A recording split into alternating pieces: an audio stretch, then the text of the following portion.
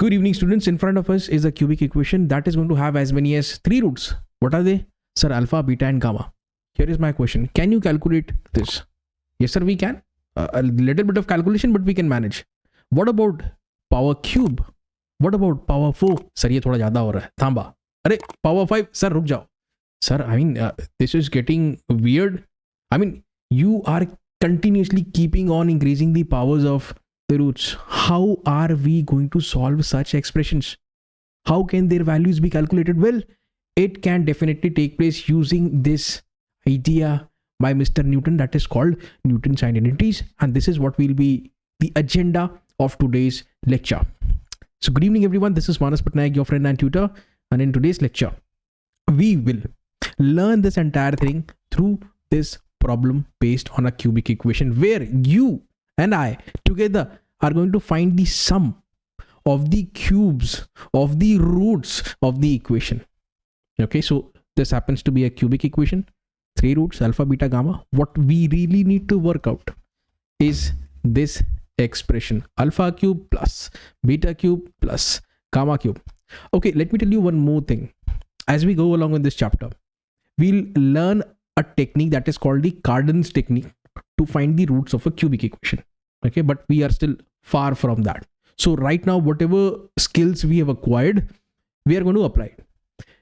This very problem number 18, will be approached by 2 different methods. In the first method, we'll be using the inspection approach. In the second method, we'll be first of all learning the Newton's identities and then we'll be applying it. Okay, so there are going to be 2 approaches. In the inspection technique, first of all, let me start by writing down this equation in the form of f of x. Here we go. Okay, what's so special? Now, if you are very lucky, you can just plug in some values of x, let's say 0, 1 or 2. And if you're lucky enough, then this function translates to 0. Let me start with 1. The moment I plugged in the value of x is equal to 1, I realized that this function is translating to 0. This essentially means that x is equal to 1 is nothing but a root of the equation. Okay, sir, you've got the value of alpha, let's say. That is equal to 1. Sir, what about beta and gamma? They can be calculated. Just wait for a while. This is how this method number 1 has begun. Now what will we do is that we'll use the synthetic division. Okay, and by the way, if x is equal to 1 is a root, then x minus 1 perfectly divides this expression over here. You can say so. Okay, when I say perfectly divides, that means there is going to be no remainder, 0 remainder. Let's use synthetic division to reduce this equation in 3rd degree into 2 degree or 2nd degree, let's say.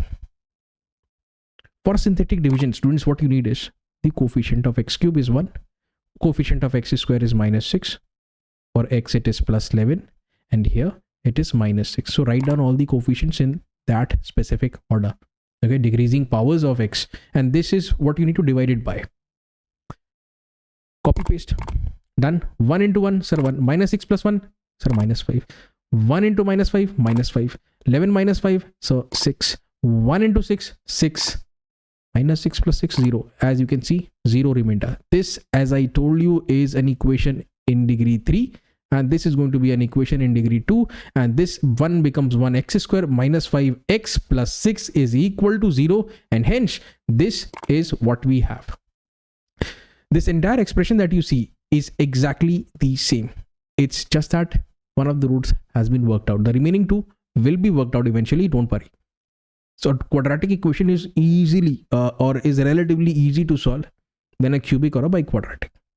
6, coefficient is 1. 6 into 1 is 6. So here we need to think of 2 numbers whose product is 6 and whose addition happens to be 5.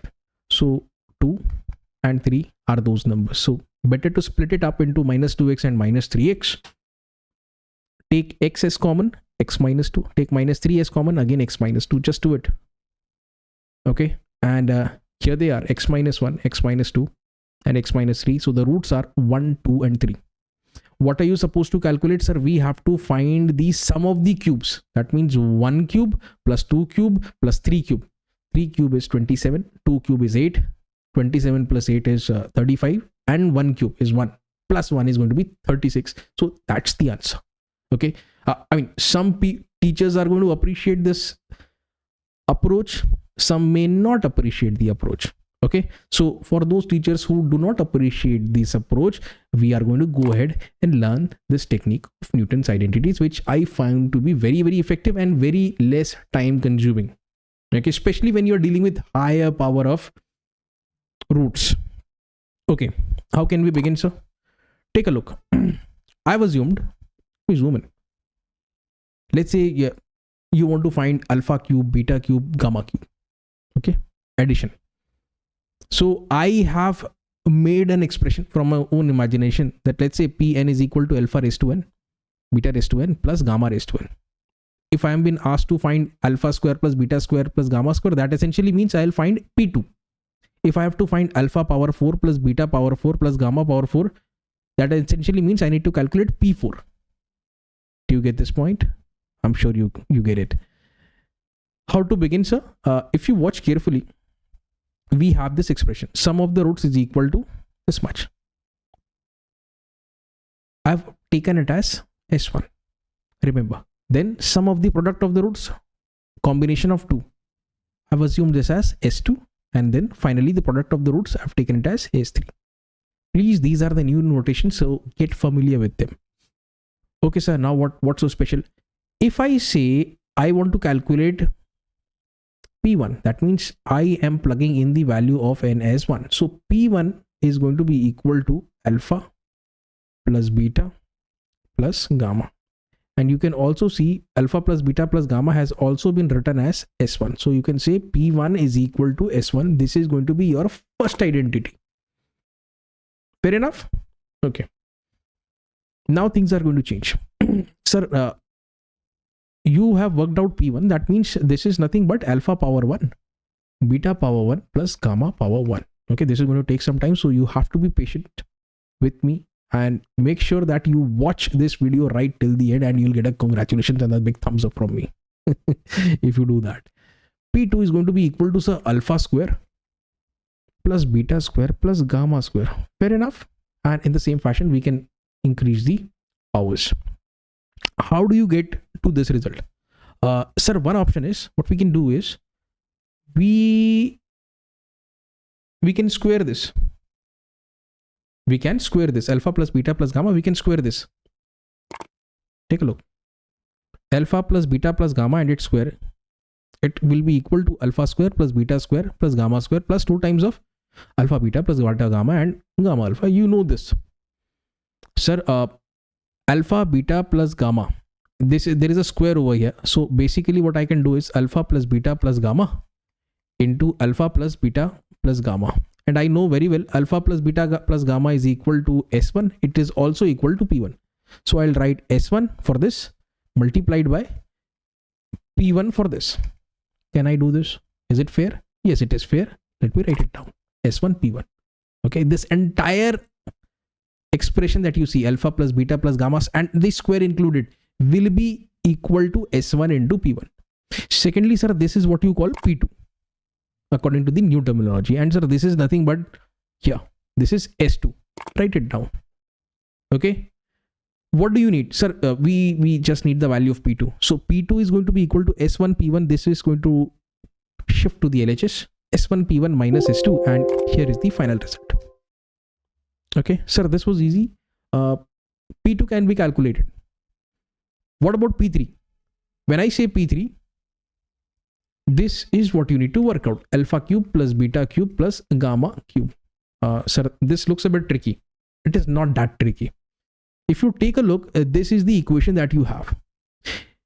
If alpha, beta and gamma are the roots of this equation, then alpha is going to satisfy. You can plug in the value of alpha at all of these locations. You can also plug in the value of beta. You can also plug in the value of gamma. When you put the value of x as alpha, please make sure you are watching this on YouTube and pinch on the screen, zoom into this part. When you plug in alpha, this is what you get. When you plug in beta, when you plug in gamma. Now let us add all of them. What's so special, sir? A0 can be taken as common, A1 and A2 can be taken as common, whereas A3 plus A3 plus A3 will become 3 times of A3. Here we go. Sir, alpha cube, beta cube, gamma cube. add all of them, and here alpha square beta square plus gamma square, here alpha plus beta plus gamma. Okay, let me rewrite this expression in the next page. And sir, this is nothing but P3, and this is P2, and this is P1, isn't it? Wonderful. Let's divide both sides of the equation by a naught. What do we have? Take a look. Take a look. Okay, sir. Sir, what about these a1 by a naught, a2 by a naught, a3 by a naught? I think, sir, we've seen these fractions somewhere. Let me show you where. a1 by a naught is equal to minus s1. Shift the minus to the right hand side. a2 by a naught is equal to s2, and a3 by a naught will be equal to minus s3. You can make these substitutions. Okay, let me do that. a1 by a naught minus s1, a2 by a naught plus s2, a3 by a naught, and this is going to be minus s3. What do you need to work out? Sir, I need to work out p3. So let p3 stay in the LHS, whereas all the remaining terms, shift them to the RHS. The moment you do that, this is what you get, and that's the third Newton identity as far as a cubic equation is concerned. You can similarly create the fourth, fifth, sixth, but I would suggest you to follow this logic, and following which you can generate all the expression, sixth, seventh, even eighth, all the expressions can be generated very, very beautifully. There are certain things which you need to keep in mind. First of all, take a look at this. Okay, at S3 or P0, whichever comes first, you need to stop, and then don't write P0. Although initially we are going to write it, but we are going to also erase it eventually. And Pn, okay, this becomes n in the coefficient. You will understand all of these things. So थोड़ा सा धैर्य रखने का. Okay, you need to have a little bit of patience. And by the way, this video is also available in Hindi on my new channel BTech Plus. वहाँ जाकर आप हिंदी में देख सकते हैं. Access all the videos from the playlist. बड़ा मजा आएगा आपको. ठीक है. अच्छा जी. चलो. Sir, one thing is for sure. Let's say we talk about P1. Decrease P values, increase S values. Follow this logic. Once again, decrease P, increase S. If you are talking about P3, keep on decreasing it. P3 is equal to P2, P1, P0. In the same fashion, you are going to keep on increasing S, S1, S2, S3. Remember, P1. On the RHS, I'm going to write P0. Okay. Now start increasing, and don't go ahead. Don't go ahead from P0. There isn't going to be any P minus 1, P minus 2.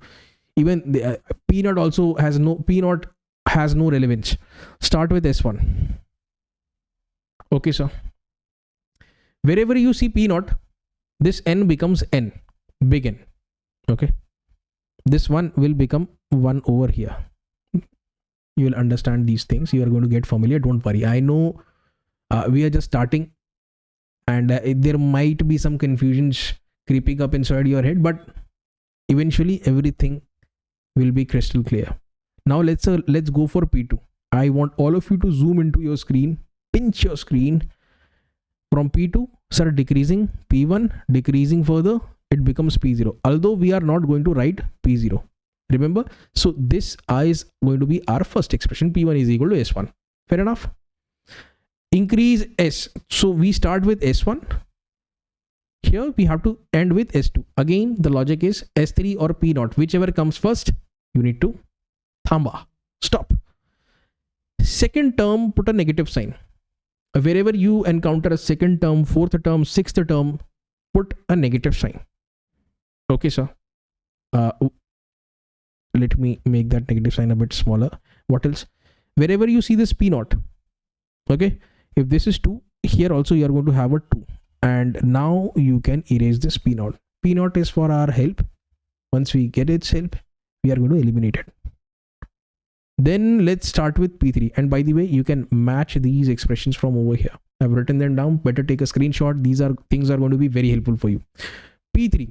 Sir, P3 is equal to, let me first of all write P2. Then sir P1. Then sir P0. Although we are going to erase P0. Start with S1. Okay, sir. Then S2. Then S3. Okay. Whichever comes first, S3 or P0. And both of them have appeared. You need to stop here. second term is going to be negative. And sir, whenever you see a p naught, please make sure n becomes n. That means this 3 is going to become a 3 over here, and this is going to be positive. Please check.